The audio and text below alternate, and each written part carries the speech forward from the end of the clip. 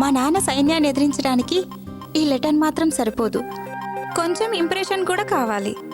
అందుకే రేపటి నుంచి మన ఇద్దరం మగధీర సినిమా 100 రోజులు చూడాలి.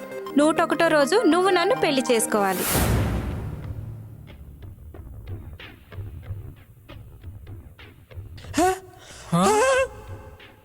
రేయ్, మా అమ్మాయి మీద ఇంత పెద్ద సీన్ క్రియేట్ చేస్తారా?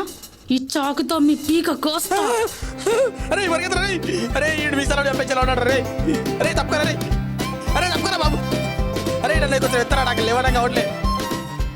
రేయ్, నేను గనక పుట్టగొచ్చి పెట్టానంటే గుట్టలు కూడా లెక్క చేయను. ఒసే ఆ పుట్టగోసి తీసేవే, జనాలు లొట్టలేసుకొని చూస్తారు. అదే జనాలు వాళ్ళని చంపడం కూడా చూస్తారు. వాళ్ళని చంపితే మన అమ్మాయి ఎలా ఎక్కడుంది ఎలా తెలుస్తుంది?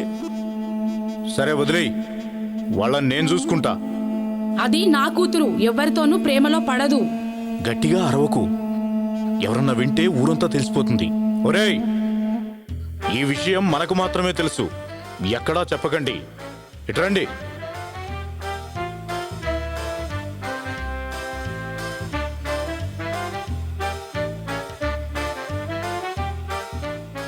ఒరేయ్, చివరిసారిగా అడుగుతున్నానురా, మా అమ్మాయి నిజంగా ప్రేమలో పడ్డాదిరా?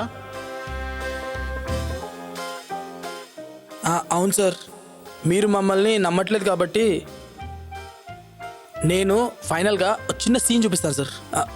అది కూడా మీరు మమ్మల్ని ఏం చెయ్యనంటేనే. నాకు మీ ప్రాణాలు ముఖ్యం కాదురా, నాకు నా కూతురు ముఖ్యం రా.